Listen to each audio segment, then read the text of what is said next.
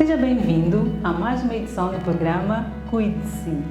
Na edição de hoje vamos falar sobre a reabilitação física e por isso temos cá conosco a doutora Leida Fumo. A doutora Leida é médica e é especialista em medicina física e de reabilitação. Doutora Leida, diga-nos, o que é a reabilitação física? Boa tarde. A reabilitação é um conjunto de atividades, neste caso é um complexo de atividades que visa essencialmente devolver a funcionalidade. Estamos a falar de funcionalidade, estamos a falar daquilo que são as nossas atividades, não é?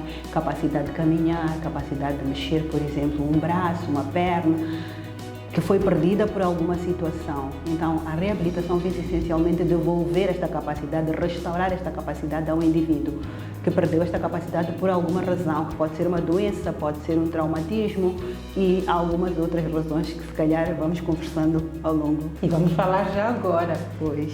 Quais são os doentes que precisam de fazer a reabilitação física? Ok. Em relação aos doentes que precisam de fazer reabilitação física, como eu estava a dizer anteriormente, a reabilitação é para doentes que têm alguma limitação funcional. Nós temos, por exemplo, alguém que sofreu um acidente de viação e partiu um osso, teve que ficar engessado durante algum tempo e depois disso precisa de voltar, um braço, uma perna, depois disso precisa de voltar a caminhar, não é? Vamos supor que é uma perna, precisa de voltar a caminhar e este reinício da caminhada normalmente não é assim tão fácil. Com o auxílio da reabilitação é possível devolver, né, a esta pessoa esta habilidade. Outra situação que nós temos que é muito comum nos dias de hoje são, por exemplo, os AVCs, mais conhecidos por trombose, que o paciente tem uma paralisia, geralmente de um lado do corpo, e tem perda de movimento e ele precisa de fazer reabilitação. Então ele deixa de mexer no lado do corpo? Ele deixa de mexer no lado do corpo de uma forma completa ou parcial e ele precisa de voltar a mexer aquele lado do corpo e para isso ele precisa de fazer a reabilitação. Temos também crianças que nascem com algum problema de saúde e elas apresentam aquilo que nós chamamos de um atraso de desenvolvimento psicomotor. Ou seja, uma criança com os seus 3 meses deveria ficar com a cabecinha firme quando o adulto carrega e ela fica com a cabecinha firme. Ou, por exemplo, outro exemplo mais simples, aos 6 meses, uma criança senta-se sozinha.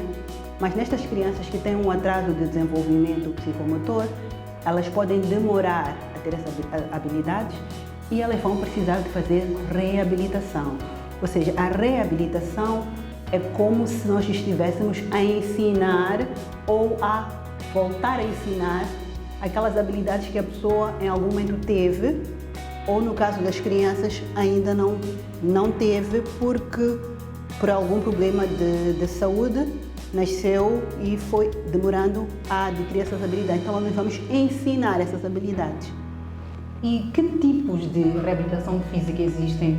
Ok. Em relação ao tipo de reabilitação física, neste caso, aquilo que se pode oferecer em reabilitação física, nós temos a terapia física, que é a fisioterapia, ou seja, a fisioterapia significa a terapia física, que é, por assim dizer, a mais amplamente usada, que ela consiste essencialmente no uso de movimentos a nível de todo o corpo que são feitos por um fisioterapeuta e estes movimentos visam essencialmente ajudar a recuperar esta capacidade. Nós temos também, a nível da própria fisioterapia, temos, como eu disse, uso das próprias mãos, mas além das mãos existem outros recursos que nós usamos, por exemplo, para um paciente que também tenha uma perda de funcionalidade ou não consegue mexer a perna porque tem dor. Ele vai precisar que nós aliviemos a dor e para aliviar a dor em reabilitação nós não vamos usar simplesmente comprimidos, mas vamos usar outros recursos, como pode ser, por exemplo, o calor. Acho que todos nós, em algum momento, ouvimos alguém a fazer a chamada massagem com água quente, que nós chamamos de pachos quentes. Então, são alguns recursos que nós usamos em fisioterapia. Temos também outras terapias, neste caso a terapia ocupacional, que é uma terapia que usa atividades do dia a dia para permitir a reabilitação. Por exemplo, teve um AVC, ficou com uma paralisia de um lado do corpo, tem dificuldades em fazer movimentos com a mão, neste caso, em segurar uma colher para levar à boca e se alimentar. A nível da terapia ocupacional, vai-se treinar este tipo de atividades mais do dia a dia. Temos também a terapia de fala, que também o objetivo da terapia de fala é recuperar ou ajudar a melhorar problemas relacionados à fala, à comunicação e à linguagem. Neste caso, temos também os pacientes que tiveram AVC, que às vezes têm acompanhado um problema de fala ou de linguagem. Então é importante para doentes que tiveram AVC ou então para familiares que cuidam desses doentes, depois de ter este evento, é importante encaminhar o doente para a reabilitação física. Pois, e temos também, além da própria terapia de fala, como referia, por vezes também incluímos outros recursos, como o atendimento psicológico, porque vamos imaginar, alguém teve um AVC. O AVC, neste caso a trombose, costuma ser um dos problemas mais comuns em reabilitação. E por causa disso, era uma pessoa que fazia as suas atividades e de repente já não consegue fazer, precisa de ajuda. E costuma acontecer dessas pessoas ficarem também deprimidas e elas vão precisar também de um apoio psicológico, uma reabilitação psicológica. Então é mais ou menos isto que a reabilitação pode fazer. Existe muito mais, mas de uma forma geral são essas as terapias que são feitas. Quem é que faz estes procedimentos todos? Estes procedimentos todos em reabilitação, nós temos uma equipa que é considerada vasta.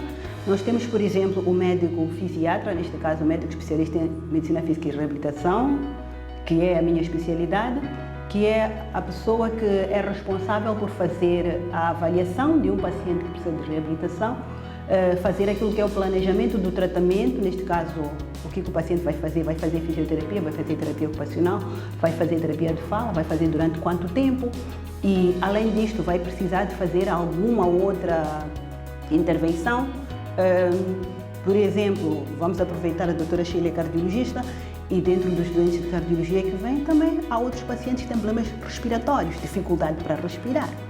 Então, o médico fisiatra vai avaliar estas necessidades todas e vai fazer o plano de tratamento junto desta equipa que eu já referi. Nós temos o fisioterapeuta, que eu já referi, temos o terapeuta ocupacional, temos o terapeuta de fala, podemos ter o psicólogo, podemos ter também um nutricionista, porque também é importante prestar atenção à questão nutricional. Se um paciente é muito obeso ou é obeso, e isto vai interferir na própria reabilitação, porque ele vai ter ainda mais dificuldade para poder fazer os movimentos e recuperar mais rápido, ao contrário, por exemplo, de um paciente que esteja, por assim dizer, com o peso dentro dos padrões considerados normais. Digo considerados normais, porque em algum momento nós podemos estar a colocar de fora certas pessoas, mas é importante também esta questão nutricional e nós também poderemos ter também a própria questão social. É importante também avaliar o próprio ambiente onde esta pessoa reside e quais são, por vezes, algumas adaptações necessárias para fazer, para poder facilitar a vida desta pessoa que tem algum tipo de limitação funcional. E essa reabilitação física está disponível em todas as unidades sanitárias? Esta reabilitação física não está disponível em todas as unidades sanitárias. Poder saber para onde se dirigir, estamos aqui a falar que deve se dirigir, mas ele tem que saber para onde ir. Sim, não está disponível em todas as unidades sanitárias. A nível da cidade de Maputo, nós temos vários hospitais que dispõem deste serviço, mas a rede sanitária tem conhecimento de quais são as unidades que dispõem deste serviço e geralmente encaminha. Tanto na província de Maputo, na cidade de Maputo, nas outras capitais provinciais, nós também temos esses serviços com alguma abrangência. Claro que nos centros urbanos, nos centros, aliás, mais recônditos, ainda não temos assim tanta abrangência, mas os profissionais de todas as unidades sanitárias sabem dizer quais são as unidades sanitárias onde este serviço está disponível e sempre avaliam e recomendam de acordo com a necessidade de cada paciente. E já em género de terminar, gostaria de perguntar à doutora Leida, qual a importância desta reabilitação física e que últimas considerações gostaria de deixar para o telespectador? É de extrema importância porque vai, por assim dizer, abreviar aquilo que seria o tempo de recuperação após uma lesão. E como eu gosto muito de usar exemplos, vamos usar o exemplo de alguém que partiu uma perna e colocou o gesso, ficou 2 meses com gesso, tirou o gesso, começou a caminhar. A pessoa provavelmente vai conseguir caminhar por si, mas se ela fizer a reabilitação, ela vai caminhar em menos tempo, com uma marcha que seja mais harmônica e que seja menos difícil, ok?